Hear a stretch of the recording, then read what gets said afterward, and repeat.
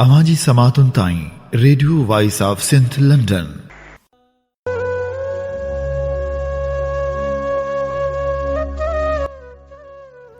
काक कढ़ीअ वण वया लूठो लुडाणो तो पुॼाणा सुपरी आतण उझाणो मुयन सीं माण्हू मुनासिब न में थरा। भलारे भिट दणी जे भलारे बैत सां मुंहिंजी आवाज़ मुसाफ़िर radio voice of Sindh London तां थिए दुनिया जी कुंड कुड़छ ताईं जंहिंजा माग ॿुधिजे पियो उन्हनि मिड़नी महिरबाननि खे सिक भरियो सलाम शाल क़बूल पवे। 20 फरवरी छंछर जे ॾींहुं प्रोग्राम सोच वीचार साण करे आवां जो मेज़बान हबीब लगारी। प्रोग्राम जी शुरूआत में अव्हां लाइ इहा ई दुआ जित हुजो सुख सलामती सां हुजो, कॾहिं बि ॾुखियो ॾींहुं न ॾिसो, कॾहिं बि अव्हां जी मुर्क मेरी न थिए ऐं मुर्कूं कॾहिं बि न मुरझाइजनि। सजन जे इन सफ़र में वक़्तु मुसाफ़िर कॾहिं बि बीठो न आहे, न वरी हुनखे बीहणो आहे। ॾींहंनि जा ॾींहं गुज़रंदा पिया वञनि, पर वॾे में वॾो अलमियो इहो आहे जो ॾींहंनि सां गॾु पनछण रुत में जीअं वणनि जा पन छणी वेंदा आहिनि तीअं महिरबान ऐं मान वारा दोस्त अमुल इंसान बि छणंदा था वञनि। डॉक्टर आकाश अंसारी चयो हो त महबूब माण्हू था मरंदा वञनि, आहे छो न आख़िर इन्ही जो को हल। बिल्कुलु इन वांगुरु सिंध जो सदा हयात फ़नकार आशिकार बाणे पे विछोड़े जो वढ ॾेई हमेशह लाइ अलविदा करे वियो। त वरी ॿिए पासे पार्लियामेंट ते ग़रीबनि जो आवाज़ उथारींदड़ शाइरो शाइरी वसीले हुक्मराननि खे पंहिंजो आईनो ॾेखारींदड़ मुशाहिदुल्ला ख़ान बि मोकिलाए वियो। आशिक़ा अरबाणी शाइर ड्रामा नवीस सदाकार ऐं मुसविर तौरु पंहिंजी धार सुञाणप ठाही। हू प्रोफेसर बि हो। आशिक़ा अरबाणी 17 अप्रैल 1943 ते दादू शहर में जनमु वरितो। हुनजो तालुक़ु ग़रीब घराणे सां हो। पाण 10 सालनि जो थियो त संदसि वालिद वफ़ात करे वियो, जंहिंखां पोइ वालदा ऐं वॾे भाउ जे हथ हेठि संदसि परवरिश थी। शुरूआत में माल चारींदो हो, जंहिं बाद पढ़णु वेठो। प्राइमरी तालीम ग़रीबाबाद प्राइमरी स्कूल दादू मां हासिलु कयाईं। सेकेंडरी तालीम तालबुल मौला हाई स्कूल दादू मां हासिलु करे अॻिते हली सिंध यूनिवर्सिटी मां MA कयाईं।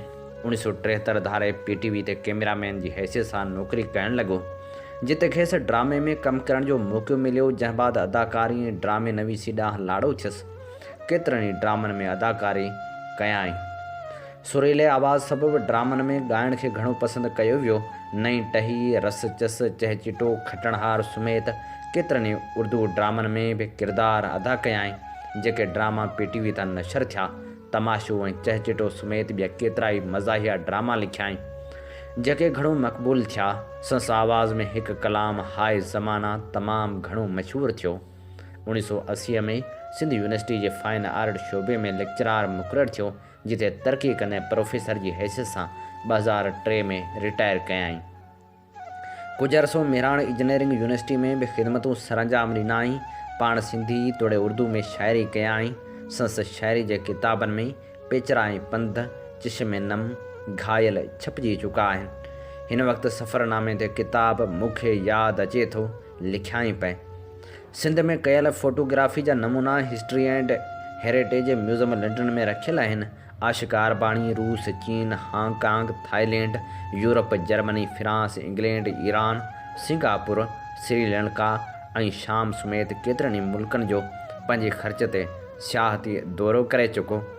2016 में सिंध जे अॻूणे वज़ीर आला सैयद क़ाइम अली शाह पारां लाइफ टाइम अचीवमेंट एवॉर्ड ॾिनो वियो। हिकु ॾींहुं अॻु साह जी तकलीफ़ सबबि हैदराबाद जी अस्पताल में संस पसाह पूरा थी विया। तोड़ जो हू हाणे असां में नाहे रहियो, पर जॾहिं बि संस ॻायल कलाम हाय ज़माना केरु ॿुधंदो तॾहिं हुनजे अखियुनि में लुड़क ज़रूरु तरी ईंदा।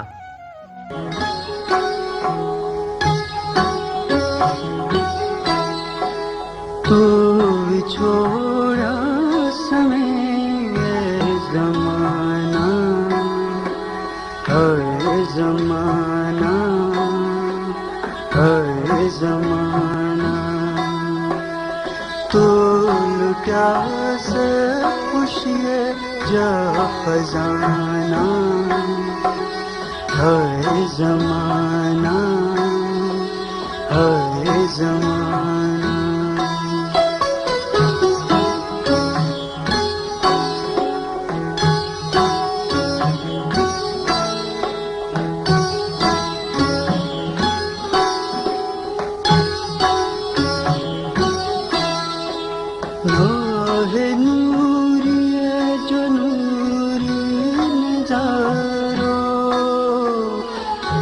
सुनो की झर किनारो नाहे नूरी जो नूरी नजारो अज सुनो की झर किनारो प्यार जा खत्म थी अफसाना हाय ज़माना हाय ज़माना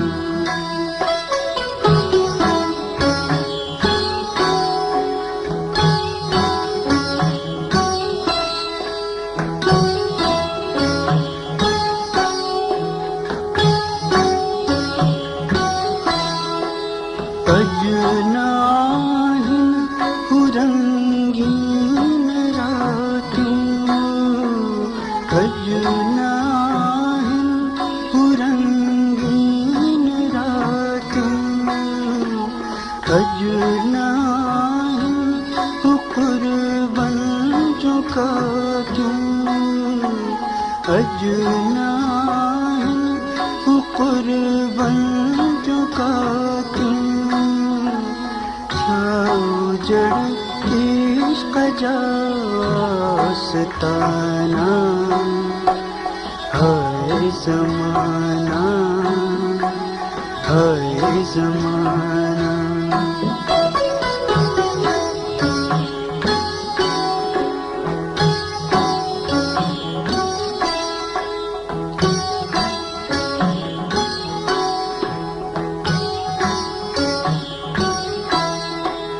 खाक थीरा सिकंदर दारा खाक थीरा सिकंदर दारा यात खाल हते तख्तवारा याल हते तख्तवारा मौत जे तीरा क्या निशाना हाय ज़माना हाय ज़माना तो बिछोड़ा समय है ज़माना हाय ज़माना हाय ज़माना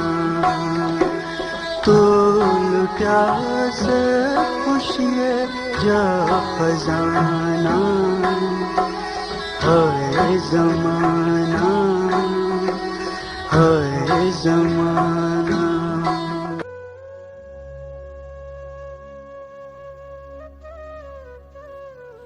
नाम्यारे सियासतदान मुशाहिदुल्लाह ख़ान खे भेटा पेश कंदे मोहम्मद मेहदी लिखे थो आला नसर निगारी जी कॾहिं बि दावा नाहे रही लफ़्ज़ हमेशह टुटल फुटल ई महसूसु थींदा आहिनि ख़ासि करे अॼु जेकॾहिं अव्हां खे लफ़्ज़नि में शिकस्त महसूसु थिए त ख़्यालु कजो उन लम्हे ही अल्फाज़ तहरीर जे ज़ब्त में आणींदे मुंहिंजा हथ ॾकी रहिया आहिनि दिल जी धड़कन बेतरतीब महसूसु थी रही आहे अखियूं लुड़कनि सां भरिजी वियूं आहिनि फ़ोन खयो अथमि मैसेज पढ़ियमि ऐं फ़ोन हथ मां किरी पियो मुशाहिदुल्लाह ख़ान हलियो वियो हूअ हुते वञी आबाद थियो आहे जंहिंखां असीं बेख़बर आहियूं ही मुशरफ़ जे दौर जा बिल्कुलु शुरूआती ॾींहं हुया उन्हनि ॾींहंनि जी ॻाल्हि आहे ऐं मुशाहिदुल्लाह ख़ान जे नाले खां शनासा हुअसि पर उन सां कॾहिं बि मुलाक़ात न थी हुई मुशाहिदुल्लाह ख़ान जी जावेद हाशमी सां गुरबत हुई ऐं मुंहिंजी बि जावेद हाशमी सां न्याज़मंदी हुई उन जे तुफ़ैल मुशाहिदुल्लाह ख़ान सां पहिरियों तारुफ़ थियो ऐं पोइ उन जी ज़िंदगी जे आख़िरी लम्हे ताईं जेको तालुक़ु क़ाइमु रहियो मुशाहिदुल्लाह ख़ान मुशरफ़ दौर जे पहिरियनि असीरनि मां हो ऐं मुंहिंजी बि मुशरफ़ जी आमिर ख़िलाफ़ जदोजहद जोभन ते हुई हिननि ॾींहंनि दौरान दोस्ती परवां चढ़ी। हुन सां पहिरीं मुलाक़ात खां पोइ आख़िरी दम ताईं जॾहिं बि हूअ लाहौर ईंदो हुओ उन सां ज़रूरु मुलाक़ात थींदी हुई ऐं आउं जॾहिं बि इस्लामाबाद वियुसि उन जी ज़ियारत ज़रूरु थी। आमिर जे ख़िलाफ़ु सीनो ताणे बीठो रहियो जॾहिं मूं राजा ज़फ़रुल हक़ ऐं सदीक़ुल फ़ारूक सां गॾु इस्लामाबाद में प्रेस कॉन्फ्रेंस कई ऐं नवाज़ लीग में शमूलियत जो ऐलान कयो त उन खां पोइ फ़ौरन जंहिंजो फ़ोन आयो उहो मुशाहिदुल्लाह ख़ान ई हो। ज़ुबान ऐं बयान जे जादूगर अहिड़े पुरलुत्फ़ अंदाज़ में ईंदड़ ख़तरनि जो तज़किरो कयो जो खिल बीठी बि न थिए, जीअं हाणे लुड़क नथा बीहनि। मुशरफ़ दौर में जॾहिं आउं गिरफ़्तार थियुसि तॾहिं मुर्की चयाईं मुंहिंजी अॻकथी सच साबित थी न। 2002 जे चूंडनि में कराची मां हुन हिसो वरितो त हिकु ॾींहुं हुन जी कॉल आई।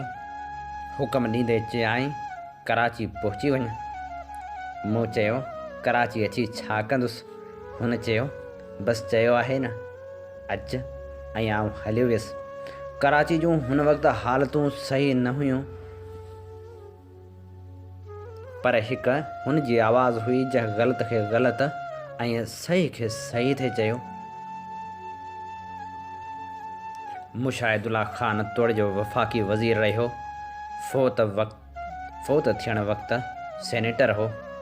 मूंखे आख़िरी मुलाक़ात में चयो हुअईं जेकॾहिं आउं सेनेटर जी पघार वठी सघां त घर जो किरायो बि अदा न करे सघंदुसि। वफ़ाक़ी वज़ारत ताईं पहुचंदड़ हिन शख़्स पंहिंजे मनसब सां गॾु सिर्फ़ु ऐं सिर्फ़ु इज़त कमाई। हूअ आख़िरी वक़्त ताईं किराए जे घर में रहंदो हो।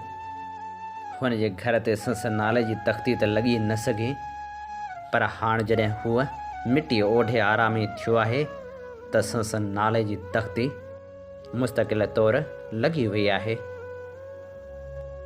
ज़मन बेच डाला, लहू बेच डाला, बदन बेच डाला और किया मेरे गुलशन की हर शय का सौदा। शजर बेच डाला, चमन बेच डाला और किए थे जमीनों मकानों के वादे।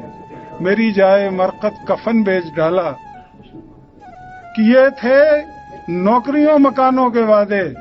मेरी जाए मरकत कफन बेच डाला और मैं रोटी में कपड़ों में उलझा रहा एक नशई ने मेरा वतन बेच डाला। सोच वीचार में हाणे शामिल करियूं था नामियारे लेखक एजाज़ मंगी जो मज़मून जंहिंजो उनवान आहे ॿारनि जे हक़नि वारी वज़ारत। कॾहिं कॾहिं मूंखे महसूसु थींदो आहे त सुहिणा सुखनि या ॾाहनि जा कोल सिर्फ़ु दिलि विंदराइण जे लाइ हूंदा आहिनि। जेकॾहिं असां उन्हनि जे बारे में संजीदा हुजूं त उन्हनि ते अमल करियूं। तारीख़ जे लाइ हिकु माण्हू छा त लिखियो हो। हुन लिखियो हो त मूं तारीख़ मां इहो सिखियो आहे त माण्हू तारीख़ मां कुझु बि नथा सिखनि। हुन जी उहा ॻाल्हि दुरुस्त न हुजे हा त छा पहिरीं महाभारी जंग खां पोइ ॿी महाभारी जंग लॻे हा? सची ॻाल्हि हीअ आहे त माण्हू पंहिंजे तजर्बनि मां बि नथा सिखनि। जेकॾहिं असांजो समाज ॿारनि जे ख़िलाफ़ु थींदड़ ज़्यादतियुनि ते सोचे वीचारे हा त असांजे मुआशिरे में मासूमियत सां थींदड़ ॾाढाइनि जो अंक वधण बदिरां घटिजण लॻे हा, पर इहो नथो थिए। असांखे मालूम आहे त हीउ उन नांग जहिड़ो मुआशिरो आहे जेको पंहिंजा ॿचा पाण खाईंदो आहे। अहिड़े रहज़न मुआशिरे जे रहम करम ते असां पंहिंजा ॿार कीअं था छॾे सघूं? इहा ॻाल्हि बि दुरुस्त आहे त मुआशिरे में अक्सरियत गुरबत जो शिकार आहे। ग़रीबनि वटि मसलनि जा ॿार बि घणा आहिनि। हाणे उहा भेट केतिरी न किनी आहे। छा ॿारनि जी भेट मसलनि सां करणु घुरिजे? पर असां कयूं था। असां ॿार त ॼणियूं था, पर उन्हनि खे संभालण जे बारे में सोचूं ई नथा। असांखे ॿारनि जे हवाले सां बुनियादी सम्झ में न आहे। असां ॿारनि खे पंहिंजी मिल्कियत सम्झंदा आहियूं। जॾहिं त ख़लील जिब्रान लिखियो हो ऐं बिल्कुलु सच लिखियो हो त अव्हां जा ॿार अव्हां जी मिल्कियत न आहिनि। अव्हां उन्हनि जा संभालींदड़ ज़रूरु आहियो, पर उन जा मालिक न आहियो। असांखे जेकॾहिं मालूम हुजे हा त हर ॿार जी अलॻि हैसियत हूंदी आहे, असां में उहो अहसासु हुजे हा त हर ॿारु अलॻि शख़्सियत जो मालिक हूंदो आहे, त जेकर असां ॿारनि सां अहिड़ो सलूक इख़्तियार न करियूं जेको तमामु घणो ग़लति आहे, असां शायदि ॿारनि खे इंसान न सम्झंदा आहियूं। जहिड़ी तरह औरतुनि खे सदियुनि खां वठी इंसान न सम्झो वियो आहे, तहिड़ी तरह ॿारनि खे बि इंसान न सम्झण जो ॾोह कयो वियो आहे। असां जेकॾहिं ॿारनि खे इंसान सम्झूं हा त उन्हनि जी हिफ़ाज़त लाइ असां वटि रियासती सतह ते इदारो हुजे हा। इंडिया जे केरला रियासत मां उभरी आयल आलमी अदीब ऐं दानिश्वर अरुणधती राय पंहिंजे हिकु नावल जो उनवान ministry of utmost happiness रखियो आहे। अॼु मुंहिंजे ज़हन में अची रहियो आहे त जेकॾहिं मुसरत जी का मिनिस्ट्री हुजे या न हुजे, पर ॿारनि जे हक़नि ऐं हिफ़ाज़त वारी वज़ारत ज़रूरु हुजणु घुरिजे। असां वटि केतिरियूं न अजायूं वज़ारतूं आहिनि। असां वटि अहिड़ा वज़ीर बि आहिनि जिन खे इहा ख़बर बि न आहे त उन्हनि जो खातो कहिड़े वीज़न ते जोड़ियो वियो हो। वज़ीरनि खे वॾियूं गाॾियूं, आसाइशूं ऐं हराम जा पैसा खपनि, पर जंहिं वज़ारत जी ॻाल्हि पाण पिया करियूं उहा आहे की अहिड़ी वज़ारत हुजणु घुरिजे जंहिंजो पोर्टफोलियो घणो करे त कंहिं न कंहिं औरत या कंहिं औरत जहिड़े मर्द वटि हुजणु घुरिजे, छो त उहो ॿारनि जो मामिलो आहे। असां ॿारनि जे तहफ़ुज़ जो ज़िम्मो बि पुलिस खे ॾेई छॾियो आहे। उहा पुलिस जंहिंजी उन रुख़ में का तालीमी तरबियत न आहे, उहा ॿारनि खे तहफ़ुज़ कीअं थी फ़राहम करे सघे। ॿारनि खे तहफ़ुज़ फ़राहम करण लाइ हिकु अलॻि वज़ारत हुजणु घुरिजे ऐं उन में 80% मुलाज़िम औरतूं हुजणु घुरिजनि। अहिड़ियूं औरतूं जेके ॿारनि खे सम्झी सघनि, उन सां खिली सघनि, उन्हनि सां खेॾी सघनि। उहे औरतूं ई ॿारनि खे बचाइण जा मनसूबा ठाहे ऐं उन्हनि ते अमल करे सघनि थियूं। उन सिलसिले में असांखे संजीदगी सां सोचणु घुरिजे त ॿारनि जे हक़नि वारी वज़ारत कहिड़े रीति वजूद में अचे ऐं उहा कीअं हुजे। आर्टिकल जी इब्तिदा उन सां हुई त असां ॾाहनि जा कोल सिर्फ़ु दिलि विंदराइण जे लाइ पढ़ंदा आहियूं। जेकॾहिं असां ईअं न कंदा हुजूं हा त ॿारनि जे बारे में हिन वक़्त ताईं जेको कुझु चयो वियो आहे ऐं जेको कुझु लिखियो वियो आहे उन जे मथां जेकॾहिं थोरो बि वीचार जे हा त हिन महिल ताईं तमामु घणो कमु थी चुको हुजे हा। मूंखे अंग्रेज़ी अदब में पढ़ियल उहे लफ़्ज़ तमामु घणी शिदत सां यादि अची रहिया आहिनि जिन में उहो बयानु कयो वियो आहे त ॿार माण्हू जो अबो आहे। उहो ॿोल जेको अंग्रेज़ी अदब में हिकु कौल जो दर्जो रखे थो, उहो कौल इन हिसाब सां सोचियो वियो हो त असां आम तौर ते उहो चवंदा आहियूं त ॿार असांजो मुस्तक़बिल आहिनि। जॾहिं बि कंहिं स्कूल में को ॾाहो शख़्स तक़रीर करणु वेंदो आहे त ॿारनि सां मुखातिब थींदे हू इहे लफ़्ज़ ज़रूरु चवंदो आहे त ॿार असांजो आईंदो आहिनि। जॾहिं इहा ॻाल्हि ॿारनि खे न पर वॾनि खे ॿुधाइणु घुरिजे, उन्हनि खे उन ॻाल्हि जो अहसासु हुजणु घुरिजे त ॿार असांजो आईंदो आहे ऐं असां पंहिंजे आईंदे खे, पंहिंजे मुस्तक़बिल खे इज़त ऐं मुहबत सां ॾिसण बदिरां असां उनजो रेप था करियूं। छा उहा क़ौम क़ाबिल माफ़ी थी सघे थी जेका पंहिंजे मुस्तक़बिल खे रेप करे? जेका क़ौम मुस्तक़बिल खे रेप कंदी हुजे, छा उहा क़ौम सड़ाइण जे हक़दार थी सघे थी? शेख याज़ तमामु वॾो शाइर हो। हुन कुझु शेर ॿारनि लाइ बि लिखिया आहिनि। हुनजो हिकु शेर आहे त ही गीत बुखायल ॿारनि जा ऐं मुस्तक़बिल जे तारनि जा। ॿारनि जो बुख ते रहण बि तमामु घणो शर्मनाक अमल आहे, पर जॾहिं ॿारनि जे रेप जा वाक़िआ थियनि था तॾहिं त इंसानी ज़मीर में हिकु क़िस्म जो ज़िलज़िलो अची वञे थो। असांजो मुआशिरो उन बेग़ैरती ऐं उन कमीणाई में हर ॾींहुं अॻे खां हेठि किरंदो थो वञे। पहिरीं त 12-13 सालनि जूं निगरियूं ज़्यादती जो निशानो बणिबियूं हुयूं, पर हाणे 3-4 सालनि जूं ॿारड़ियूं ज़्यादती जो निशानो बणिजनि थियूं। जंहिं बि मुआशिरे में इहो जुर्म थींदो हुजे, उहो मुआशिरो इंसान जो न आहे, उहो मुआशिरो ॿिनि टंगनि वारनि जानवरनि जो आहे। जॾहिं त असांखे इहा ॻाल्हि बि ज़हन में रखणु घुरिजे त जानवरनि में अहिड़ा क़िस्म आहिनि जेके पंहिंजे बचे सां जिनसी तालुक़ु न रखंदा आहिनि। अक्सर तौर ते त जानवर रेप न कंदा आहिनि। जानवरनि जा तमामु थोरा क़िस्म अहिड़ा आहिनि जिन जी फितरत में उहा ॾाढा ई मौजूदु आहे। इंसान उन क़िस्म जे जानवरनि मां आहे। इंसान ते असां जॾहिं रेप जे सिलसिले में तनक़ीद करियूं था ऐं उन लाइ असां बार बार इंसान जो लफ़्ज़ इस्तेमालु करियूं था त असांखे इहो मालूम हुजणु घुरिजे त समूरा इंसान अहिड़ो वैशी मिज़ाज न रखंदा आहिनि। असांखे सम्झणु घुरिजे त अधु इंसान ज़ात यानी औरतुनि में इहो मिज़ाज न हुजण जे बराबरि हूंदो आहे। मर्दनि जो बि हिकु चङो ख़ासो अंग अहिड़े वैशी रोग जो शिकार न हूंदो आहे। हिन मुआशिरे में तमामु थोरा ज़हनी जिनसी बीमार आहिनि जेके रेप में लज़त महसूसु कनि था ऐं उन्हनि में जेके बदतरीन हद ताईं बीमार हुजनि था उहे मासूम ॿारनि जा रेप कनि था। अहिड़नि जिनसी दरिंदनि खां मासूम ॿारनि खे बचाइण जे सिलसिले में असांखे भरपूर किरदारु अदा करणु घुरिजे।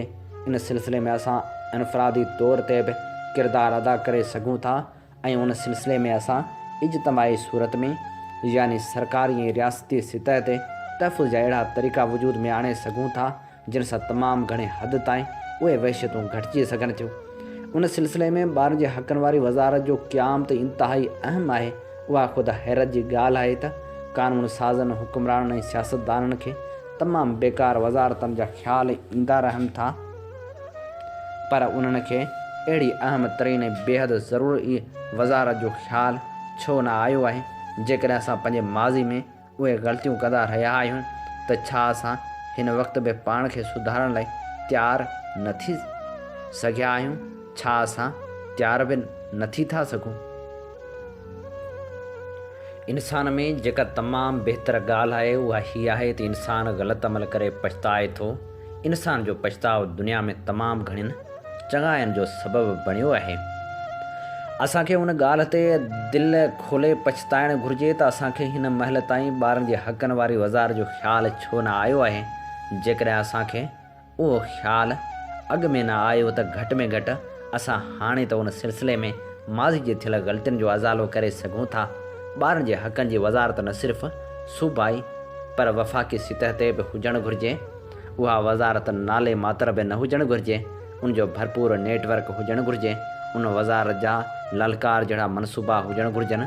उहा वज़ारत पंहिंजे अंदर में उहो सभु कुझु समाए जंहिंसां असां मासूम ॿारनि जो तहफ़ुज़ बि थी सघे ऐं उन्हनि जी ज़ात में जेके बि फितरी क़िस्म जूं घटि वधायूं आहिनि उनजो पुराव थी सघे।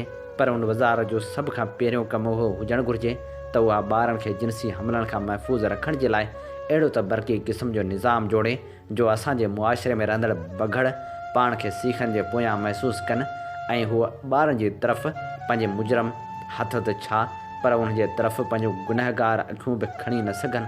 सिर्फ़ु उन सूरत में असां पंहिंजे मुआशिरे जे ॿारनि जे तहफ़ुज़ खे यकीनी बणाए सघूं था। ॿारनि जे हक़नि लाइ जेके लेख लिखिया वञनि था, ॿारनि जे हक़नि लाइ जेके सरगर्मियूं थियनि थियूं, ॿारनि जे हक़नि लाइ जेके सेमिनार ऐं वर्कशॉप मुनक़िद थियनि था, उहे बि ज़रूरी आहिनि। छो त चङो कमु जेतिरो बि निढड़ो हुजे उहो करणु न करण खां बहितर आहे। पर असांखे पंहिंजे माज़ी मां उहो बि सम्झणु घुरिजे त अहिड़ियुनि सरगर्मियुनि सां असां मासूम ॿारनि खे जिनसी दरंदगी खां बचाए नथा सघूं। जेकॾहिं असां ॿारनि जे तहफ़ुज़ जे सिलसिले में संजीदा आहियूं त असांखे ॿारनि जे हक़नि लाइ घण तरफ़ियूं कानून साज़ियूं करणियूं पवंदियूं ऐं उन्हनि कानून ते अमल कराइण जे लाइ हिकु वज़ारत बि क़ाइमु करणी पवंदी।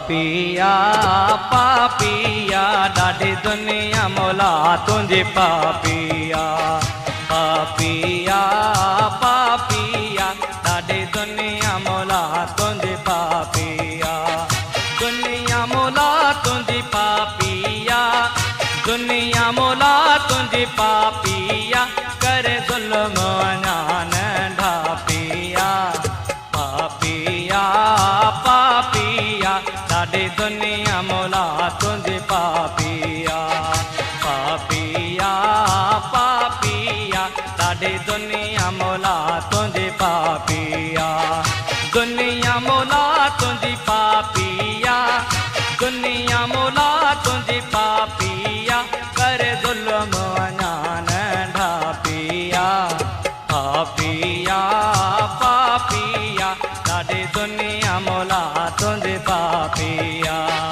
पापिया पापिया ॾाढी दुनिया मौला तुंहिंजी पापिया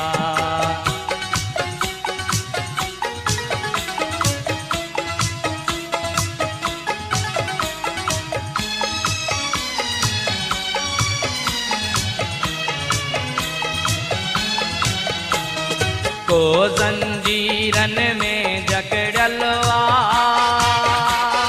कोई फांसीअ ते लटकियल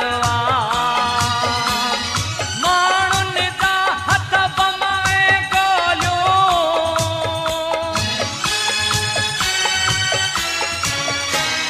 माण्हुनि जा हथ बमाए गोलियो मां उन जो खाली झोलियो नोट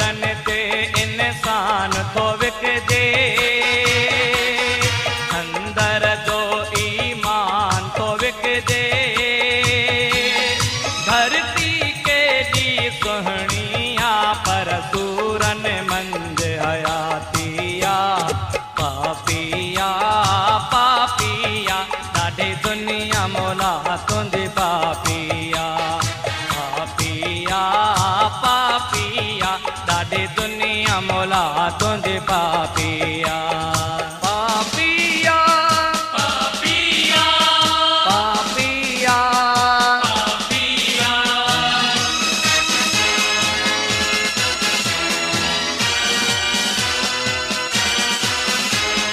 हो इंसानन जे प्यार ते काती जज़्बन जे इज़हार ते काती हिन धरतीअ जो कई न्याणियो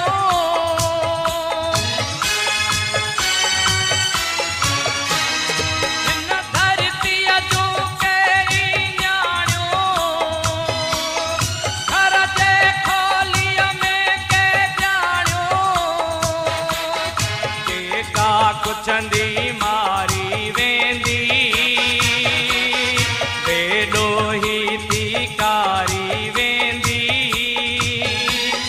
रस्मुन जे कोटन मारो अंदे पाती नेणन जातिया पापिया पापिया ॾाढी दुनिया मौला तुंहिंजी पापिया पापिया पापिया ॾाढी दुनिया मौला तुंहिंजी पापिया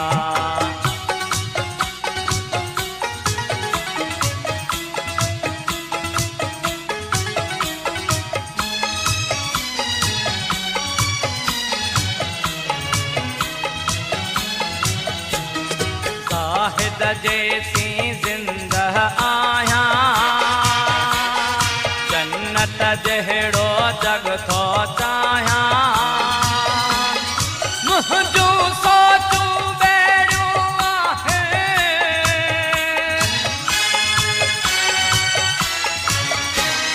मुंहिंजूं सोचूं बेड़ियूं ॿुॾंदनि खे थियूं पार पुॼाए मूं पंहिंजो रत हारियो नाहे जंहिं तंहिंखे पियारियो नाहे मूं दिल वारनि जे ज़हनन में सोच सफ़र जी तातिया पापिया पापिया ॾाढी दुनिया मौला तुंहिंजी पापिया पापिया पापिया ॾाढी दुनिया मौला तुंहिंजी पापिया दुनिया मौला तुंहिंजी पापिया दुनिया मौला तुंहिंजी पापिया करे ज़ुल्म अञा नंढा पिया पापिया पापिया ॾाढी दुनिया मौला तुंहिंजी पापिया पापिया पापिया ॾाढी दुनिया मौला तुंहिंजी पापिया पापिया पापिया ॾाढी दुनिया मौला तुंहिंजी पापिया पापिया पापिया ॾाढी दुनिया मौला तुंहिंजी पापिया पापिया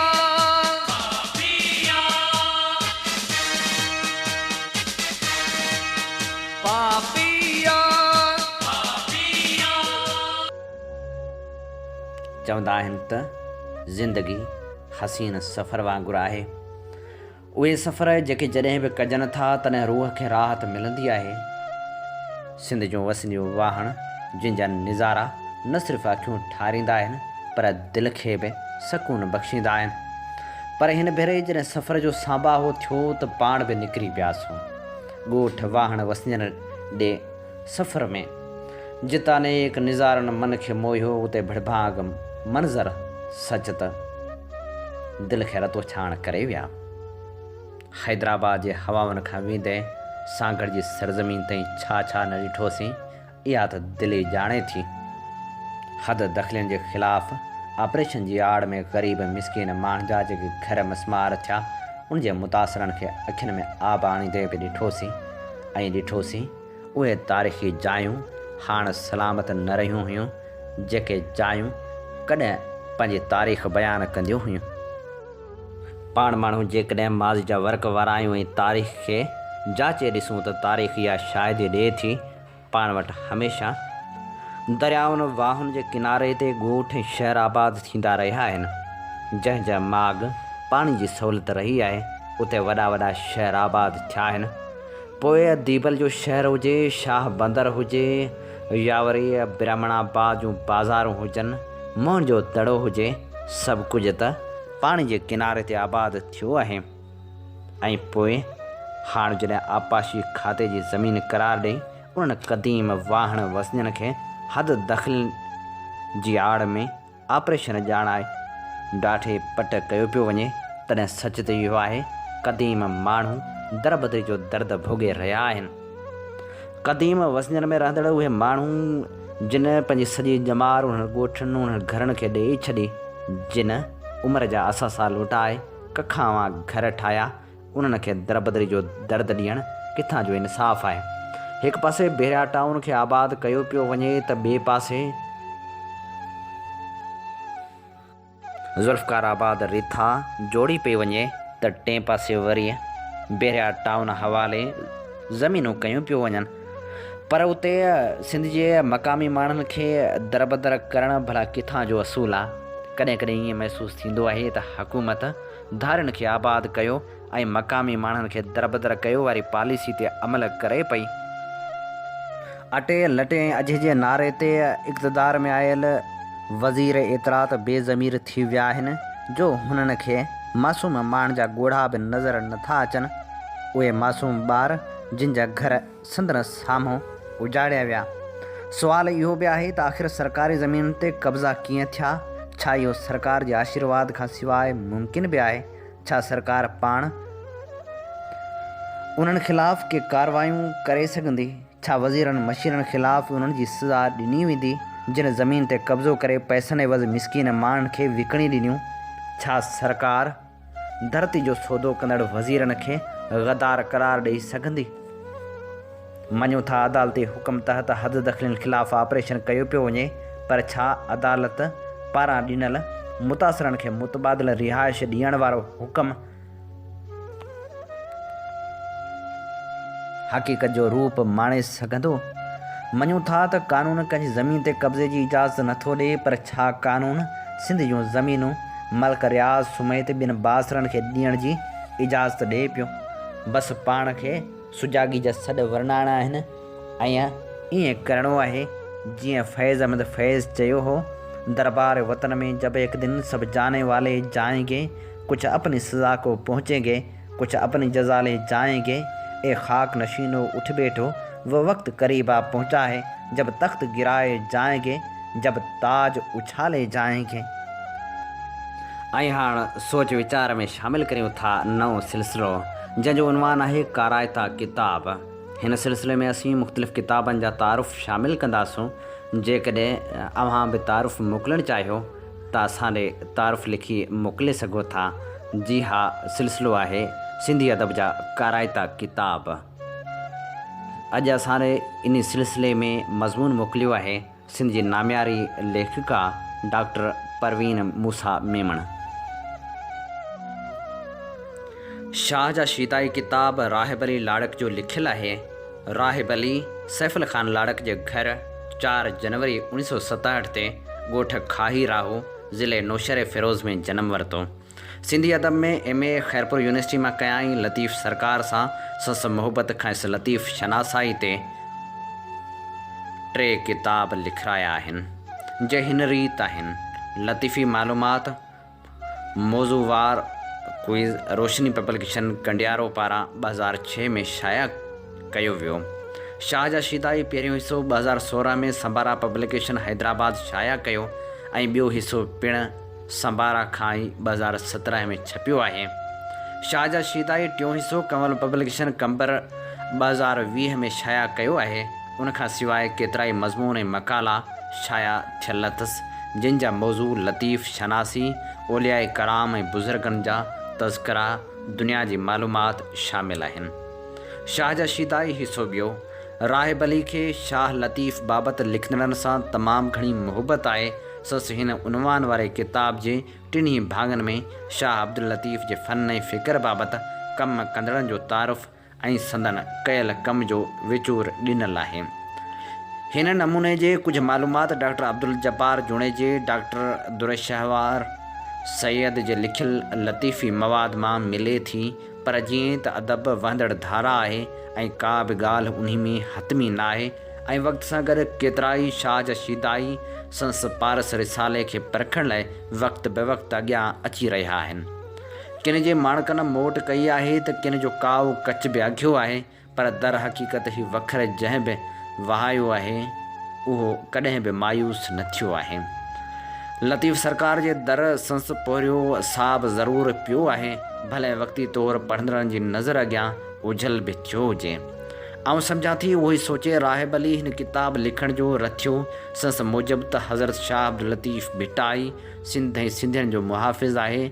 संस अलहामी कलाम जे मुताले बाद इहा परूड़ पए थी त पाण सिंध ऐं सारे आलम लाइ अमन ऐं ख़ुशहाली लाइ रब पाक खां बाॾाईंदो रहियो आहे।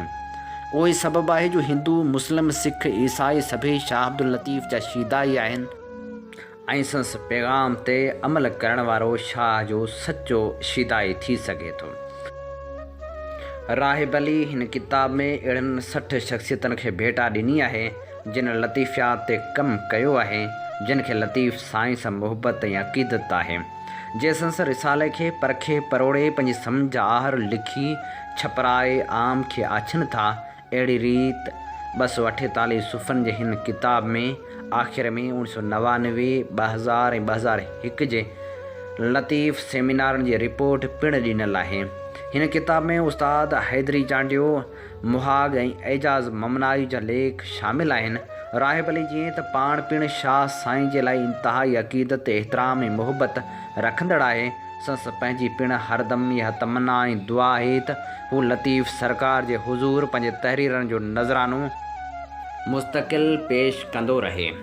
उन लाइ हुन सभ खां पहिरीं इहा जाखोड़ कई आहे त हुन खां अॻु शाह लतीफ़ ते कहिड़ो ऐं केतिरो कमु थियल आहे, जंहिंजी मालूमात खेसि अॻु छपियल बबलियोग्राफियुनि मां मिली आहे। उन्ही जे बावजूदि हुन किताब में राहिब अली केतिरा ई नवां लेखक ऐं नओं मवाद आंदो आहे।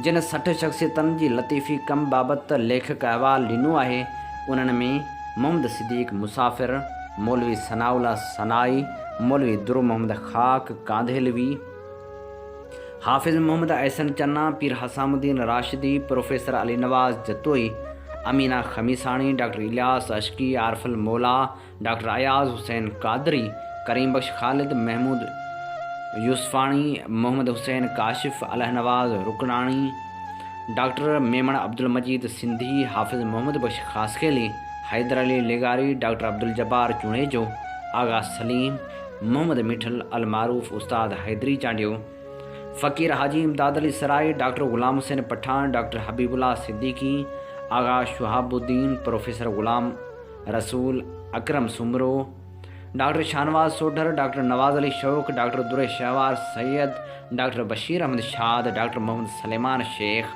डॉक्टर दुर मोहम्मद पठान, डॉक्टर हैदर सिंधी, अनवर पीरज़ादो, डॉक्टर ग़ुलाम नबी सदायो, सरवर नवाज़ बुघियो, डॉक्टर फहमीदा हुसैन, अब्दुल सत्तार पीरज़ादो, फ़कीर मोहम्मद लाशारी, डॉक्टर मोहम्मद इब्राहिम सिंधी, डॉक्टर तहमीना मुफ्ती, नज़ीर नाज, डॉक्टर नूर अफरोज़ ख्वाजा, महरून निसार लाड़क, डॉक्टर कमर जहान मिर्ज़ा, उस्ताद लेगारी, डॉक्टर आज़ाद काजी, डॉक्टर परवीन मूसा मेमण, सलीम भुटो लतीफ़ी, डॉक्टर अनवर फ़गार हकड़ो, डॉक्टर ग़ुलाम मुस्तफ़ा खोड़ो, ज़ेब निज़ामाणी, अल्ताफ़ मलकाणी, अयूब खोसो, तारक अज़ीज़ शेख, डॉक्टर कमाल जामड़ो, डॉक्टर एहसान दानिश, एजाज़ अली ममनाई, ग़ुलाम शबीर पेराहिन, डॉक्टर मखमूर बुखारी, अब्दुल्ला शरर, डॉक्टर अब्दुल जब्बार आबिद लेगारी आहिनि। अनवर पीरज़ादो लाइ लिखे थो त अनवर पीरज़ादो भिटाए जी शाइरी पढ़ंदे पढ़ंदे शाह जो शिदाई थी पियो ऐं रमतो जोगी थी। भिटाए खे कॾहिं झांगीड़नि जे झूपनि में त कॾहिं रिसाले में त कॾहिं भिट शाह ते ॻोल्हींदो रहियो। भिटशा त संस ॿियो ॿलहड़जी थी पियो ऐं पाण पिणु भिटाई साहिब जी दरगाह ते हर हफ़्ते वञणु लॻो। उते अदा थींदड़ हर रस्म में शिरकत कंदो हो ऐं राॻो समा में त बाक़ाइदे गुम थी वेंदो हो। हिन किताब जो इंतिसाब डॉक्टर अब्दुल जब्बार, डॉक्टर दुरशहवार ऐं डॉक्टर नबी बख्श बलोच जे नाले आहे। लतीफ़ साईं जी शख़्सियत, फ़न ऐं फ़िक्र खे उजागर कंदड़ शख़्सियतनि ऐं संदन कम जी तफ़सील जे हवाले सां हीअ हिकु अहम किताब आहे। हीअ किताब 2017 में शाया थियो आहे, जंहिंमें 2015 खां अॻु जी मालूमात ॾिनल आहे। मुंहिंजो पंहिंजो लतीफ़ शनासी ते किताब आदिशन अदब आहे अखड़ियुनि में 2008, ॿियो छापो 2009 ऐं आलिम सभु आबाद करी 2015 में आयो आहे। केतिरनि ई नवनि ऐं पुराणनि लिखण जी महिनत ॼाणाई वई आहे। हिन किताब में हर लेखक जे लतीफ़ी कम सां गॾु संस ॿियो कयल कमु पिणु ॾिनो वियो आहे। जेकॾहिं उहो कमु हिन किताब जो हिसो न बणायो वञे हा, फ़क़्ति लतीफ़ शनासी ते आधारियल कम खे बयानु कजे हा, त पढ़ण महिल रवानी सां उन लेखक जो लतीफ़ शनासी जो जोहर साम्हूं अचे हा। मुंहिंजे ख़्याल खां त इहो बहितर हो। ऐं ॿियो त किताबनि जो तफ़सील अलॻि ऐं मज़मूननि ऐं मक़ालनि बाबति ॼाण अलॻि पेरा में ॾियण सां लिखंदड़ जे लतीफ़िया जे मौज़ू ते छपियल किताबनि जी निशानदही सुहिणाई सां थिए हा। मजमूई तौरु हीअ महिनत जो कमु आहे। राहिब अली हिन मौज़ू ते पहिरें हिसे में 261 शख़्सियतनि जे कम खे पेश कयो त ॿिए हिसे में 60 कुल 321 शख़्सियतनि जो लतीफ़ी फ़न ऐं फ़िक्र बाबति कयल कमु पधिरो करण सां केतिरनि ई मुहक़क़नि शागिर्दनि ऐं लतीफ़ जे शिदायनि लाइ सहिजाई थी आहे ऐं हूअ पंहिंजे मनपसंदि मौज़ू जे किताबनि ऐं उनजे लेखक बाबति मालूमात हासिल करे सघनि था। 2020 जी आख़िर में शाह जा शिदाई टियों हिसो पिणु शाया थी चुको आहे, जो मुंहिंजी नज़र मां अञा ताईं कोन गुज़रियो आहे। आउं सम्झां थी राहिब अली लाड़क जे हीअ महिनत लतीफ़ शनासी जे मद में क़दर जी निगाह सां ॾिठी वेंदी ऐं शाह जा शिदाई 23 जुल्द लतीफ़िया ते लिखियल किताबनि जी तारीख़ में हिकु काराइतो क़दम ऐं उम्दो इज़ाफ़ो शुमार थींदा। गुदामनि में सड़ंदड़ कणक जे उनवान सां रोज़ानी सिंध एक्सप्रेस अख़बार पंहिंजे एडिटोरियल में लिखे थी, गुज़िरियल साल खां वठी कणक जे बहिरान जे करे आवाम न रुॻो महांगो अटो ख़रीद करण ते मजबूर आहे, पर किथे किथे त अटो बि नथो मिले। कणक जी पैदावार में पाण भरो मुल्क हूंदे बि आवाम लाइ अटो एतिरो त महांगो कयो वियो आहे, जो आवाम परेशानी जो शिकार थी वियो आहे। जेको अटो कुझु महीना अॻु 35 रुपया किलो मिली रहियो हो, उहो हाणे 70 खां 80 रुपया किलो ताईं विकिरो थी रहियो आहे। अहिड़ी रीति उहो अज़ाब बि आवाम खे भोगणो पइजी रहियो आहे, जॾहिं त मुल्क हलाईंदड़ वज़ीर मशीर उनखे को बहिरान ई नथा सम्झनि। खेनि लॻे थो त अटो बिना सस्तो मिली रहियो आहे ऐं आवाम मौजूं करे रहियो आहे, पर हक़ीक़त इहा आहे जो हिन वक़्त ताईं अटे जी खोड़ जे करे हर शहर जो आवाम परेशान नज़र अची रहियो आहे। सरकारी सतह ते अटे जो अघु हिकिड़ो आहे त दुकान वारा ॿिए अघ ते आवाम खे अटो विकिरो करे रहिया आहिनि, जंहिंजे करे आवाम जे खीसे ते बार पइजी रहियो आहे। उनखां सवाइ सिंध जे गोदामनि में कणक जेका ज़ख़ीरो कई वई हुई, सा पिणु ख़राबु थी रही आहे, जंहिंजे करे उन जो कणक जो फ़ाइदो बि आवाम खे न मिली रहियो आहे। उन हवाले सां ॿ ॾींहं अॻु सिंध हाईकोर्ट में ॿुधणी पिणु थी हुई। सिंध हाईकोर्ट अटे कणक जे बहिरान स्मगलिंग ज़ख़ीरो करण ख़िलाफ़ दरख़्वास्त ते कणक जी पैदावार स्मगलिंग गोदामनि में गॾु करे रखण बाबति तफ़सीली जवाब तलब करे वरितो आहे। जस्टिस मोहम्मद अली मज़हर ऐं जस्टिस अमजद अली सहतो ते ॿधल ॿिनि मेंबरनि वारी बेंच जे आॾो अटो कणक जे बहिरान स्मगलिंग ऐं ज़ख़ीरा अंदोज़ी ख़िलाफ़ दरख़्वास्त ते ॿुधणी थी। सिंध जे फूड बाबति सेक्रेटरी पेश थियो। दरख़्वास्त गुज़ार जे वकील मौक़िफ़ ॾिनो त कणक स्मगलिंग कई पई वञे। केर बि पुछण वारो न आहे। अदालत पुछाणो कयो, तव्हां कणक जी चोरी ऐं ज़ख़ीरो रोकण लाइ कहिड़ा क़दम खणी रहिया आहियो। जस्टिस अमजद सहते रिमार्क्स ॾिना त गोदाम में कणक रखंदे तबाह थी वञे थी, आवाम जे टैक्स जो पैसो बर्बाद थी वञे थो। सेक्रेटरी फूड ॿुधायो त असांजे गोदामनि में एतिरी जाइ न आहे, प्राइवेट गोदामनि में बि रखूं था। सेक्रेटरी फूड एतिराफ़ कयो त बरसाति पवण सां कंहिं हद ताईं गोदामनि में रखियल कणक ख़राबु थी वञे थी। अदालत गोदामनि में कणक ख़राबु थियण, कणक जी पैदावार स्मगलिंग ऐं गोदामनि में गॾु करे रखण बाबति तफ़सीली जवाब तलब कंदे ॿुधणी 10 मार्च ताईं मुलतवी करे छॾी। हिकु पासे सिंध सरकार कणक जे बहिरान जो ज़िम्मेवार वफ़ाक़ी सरकार खे करार ॾिए थी त ॿिए पासे उहा पाण कणक गोदामनि में साड़े रही आहे। जेकॾहिं उहा कणक वक़्तु सिर गोदामनि मां निकिरी वञे त आवाम खे सस्तो अटो मिली सघे थो, पर छा सिंध जी हुकूमती इंतिज़ामिया उन मामले ते संजीदा आहे त उहा आवाम खे सस्तो अटो ॾियारण लाइ गोदामनि में गॾु कयल कणक खे कढे आवाम ताईं पहुचाइण जी कोशिशि कंदी। इमरान ख़ान जी आयल हुकूमत में हूअं बि हर इस्म जा अघ चोट चढ़ियल आहिनि। एसि ताईं जो दालनि खां वठी भाॼियुनि ताईं हर शइ महांगी लॻी पई आहे। अहिड़ी सूरत हाल में जेकॾहिं आवाम खे अटो बि महांगो मिले थो त उनजो मतिलबु उहो ई आहे त उहो रुॻो रुखी मानी खाए बि पंहिंजो गुज़र सफ़र नथो करे सघे। पर छा हाणोकी वफ़ाक़ी हुकूमत खे उन ॻाल्हि जो अहसासु आहे त उन जे ग़लति पॉलिसियुनि जे करे अवाम केतिरो भोॻे रहियो आहे? उनखां सवाइ जॾहिं मुल्क में एतिरी कणक मौजूदु ई न हुई त उन वक़्तु अफ़गानिस्तान ॾांहुं कणक मोकिलण जी कहिड़ी ज़रूरत हुई? शयूं त उहे बरामद कयूं वेंदियूं आहिनि जॾहिं उहे मुल्की ज़रूरतूं पूरियूं करे वठंदियूं आहिनि, पर हाणोकी हुकूमत खे उहो अक़ल बि न आयो त ॿाहिरि कणक मोकिलण सां मुल्क में कणक ऐं अटे जो बहिरान पैदा थी सघे थो ऐं थियो बि ईअं। हिन वक़्तु मुल्क में अटे जो बहिरान लॻो पियो आहे। महांगाई सबबु त आवाम जी एतिरी कुवत ख़रीदी न रही आहे, मथां अटो बि महांगो मिले त उनखां पोइ आवाम लाइ जीअण ई ॾुखियो थी वेंदो।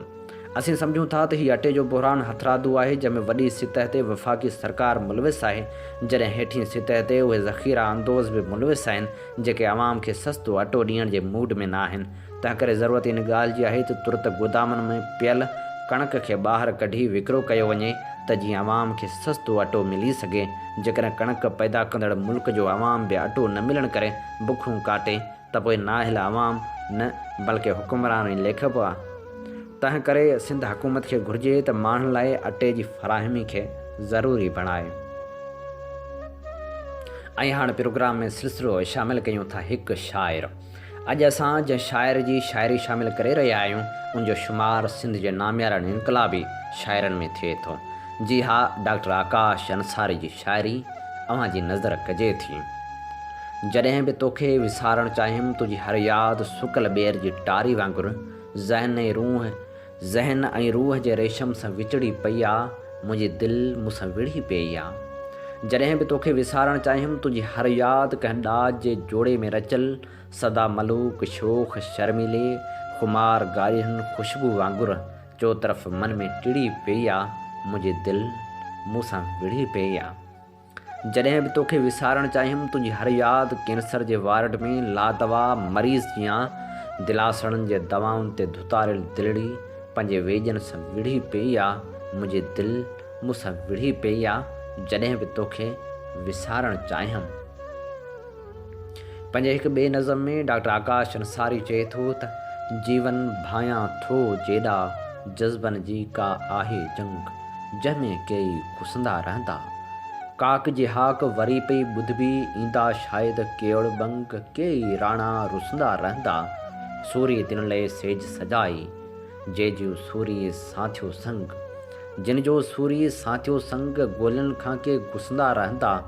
ज़ात पुठियां का ॾात न थींदी, जिन खे ॾात पई हणंदी डंग, सही ॾूंगर ॾिसंदा रहंदा। तिन जूं अखियूं ओझर आलियूं जिन वटि नींहं जो आहे नंग, सही पिरी खे पिसंदा रहंदा।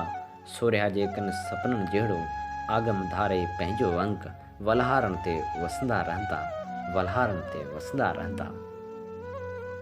सवेर पाण कणक जी ॻाल्हि कई पियो त हारियुनि ते थींदड़ ज़ुल्म जा दास्तान बि अखियुनि अॻियां तरियो था अचनि त वरी डॉक्टर आकाश अंसारी पंहिंजे नज़म में लिखे थो, घर जी कुंदी हू झूनो हारी जाट पुॼाए जोड़ो रोके, वाटर मां पाणी ढुक ॾोके, अधु उछाणियल ॿीहर ॿारे सस्तो को सिगरेट, चपन में भुणके थो कीन चङो थियो चेट, लॻे थो हेल बि रहिबो लेट। मथां हर साल 9 महीननि ताईं भागुल खाए थी मेट, लॻे थो हेल बि रहिबो लेट, ऐं घर जी गुंदी सुंड सदाई कीन करे थी पेट, लॻे थो हेल बि रहिबो लेट। डॉक्टर आकाश अंसारी पंहिंजे हिकु ॿिए नज़म में लिखे थो, ॿुधायो फ़तवा फ़िरोशनि जे पेशवाउनि खे, मुनाफ़िक़नि जे गरोहनि जे सरबराहनि खे, ख़ाकी वर्दी जे ख़ुदि साख़्ता खुदाउनि खे। वक़्तु क़यामत जो कीन काइला क़यामतनि खां ही इंसाफ़ कीन थी सघंदा। असां सां हाण हदीसनि जी का हुजत न करियो, शरीयतनि सां हीअं साफ़ कीन थी सघंदा। हाण पटकनि जे वरण जो इहो वचन आहे, सुसुई जी सेज लुटण जो त सूर सहसायो, पर बंभोरनि जा क़त्ल माफ़ कीन थी सघंदा। असीं थूहर जी थुञ पी त सघूं था, लेकिन थर जे मोरनि जा क़त्ल माफ़ कीन थी सघंदा। जाम शोरनि जा क़त्ल माफ़ कीन थी सघंदा। हिन देश जे पोपटनि जे अॻियां कंध कहिड़ो खणूं, हाम कहिड़ी हणूं। हिननि खे ॾिसी जीव झिझंदो रहियो, केॾा प्यासा था भटकनि इहे पितकड़ा, गुलनि जे मिठासनि खां महिरूं मड़ा। उबाला रहिया थर जे ॿारनि जा तिन माशूकड़नि खे ॾियूं भी त छा लुख हाणियूं लियूं थूहरनि जा कंडा। कीअं आछूं उन्हनि खे आरहड़ जा साड़ियल उघाड़ा हिकांडेरड़ा, को तिन खे ॿुधाए छॾे माजरा। असां वटि न ईंदा करियो पितकड़ा, असां वटि त सावण बि सदियनि कना, रुगो सूर जाथो फुलारे सिला। को बि मुंगरो ना, को बि मोतियो ना, चंबेली कॾहिं वास ओतियो ना। ही वस्ती ते विरहनि खां वीराना, मुद तन खां हिते मुद माता मां। पितकड़ा पोपटो कीन दिलि में कजो, असांजा सभई बाग भीलाड़ थिया। सारे फलवाड़ फुरजी असां खां वही, फूल विकिजी विया। असां ख़ुदि बहारनि लाइ भटकूं पिया।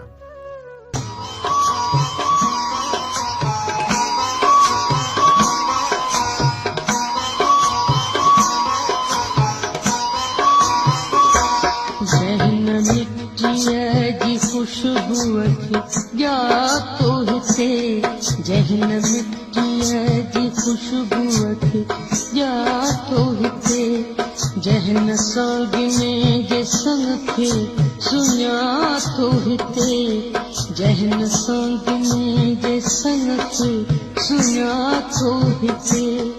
तंहिं सां कहिड़ो भला मुंहिंजो नातो हिते, तंहिं सां कहिड़ो भला मुंहिंजो नातो हिते।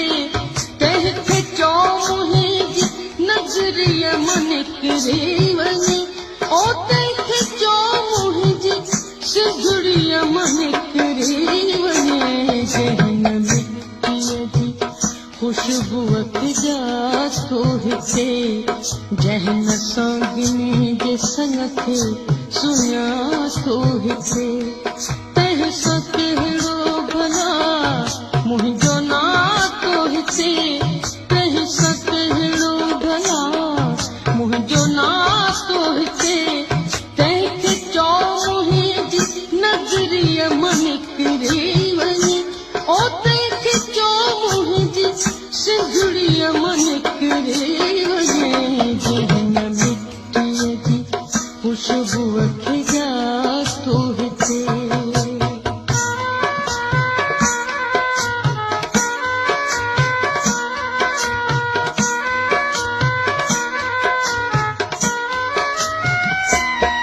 जो न अजरक जी अज़मत जो कायल हुजे, जो न अजरक जी अज़मत जो कायल हुजे,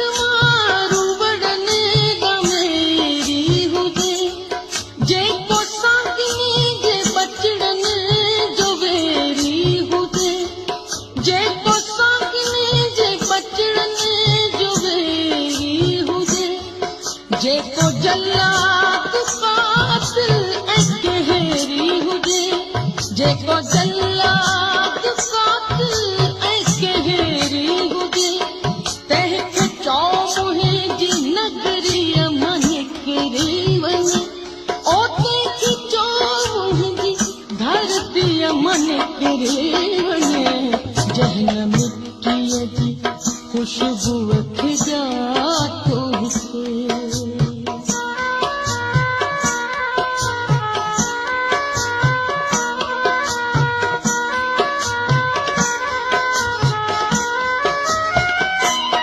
जेको लाड़ने लियारने सां नफ़रत करे जेको लाड़ने लियारने सां नफ़रत करे मुंहिंजे पोइ त पहारने सां नफ़रत करे मुंहिंजे पोइ त पहारने सां नफ़रत करे दर्द बंद दे सवारने सां नफ़रत करे दर्द बंद दे सवारने सां नफ़रत करे तंहिंखे चओ मुंहिंजी नगरीअ मां निकिरी वञे ओ तंहिंखे चओ मुंहिंजी सिंधुड़ीअ मां निकिरी वञे जहन मिट्टीअ जी ख़ुशबूअ खिजा तो हिते जहन सांगिन जे सन खे सुञा तो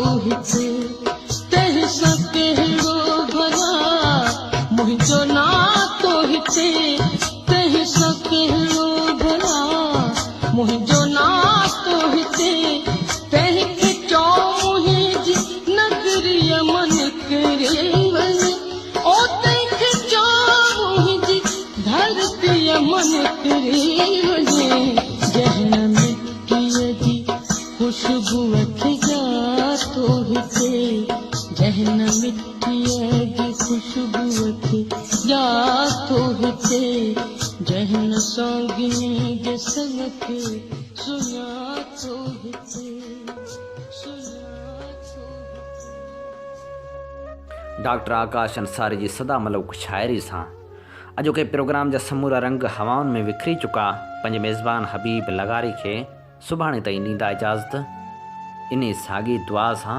वसे भिट तुंहिंजी भलारा सदा सदा देस परदेस सारा वसन कॾहिं सींद सिंधी न मेरी थिए कॾहिं मोड़ कंहिंजा न मुरझाइजनि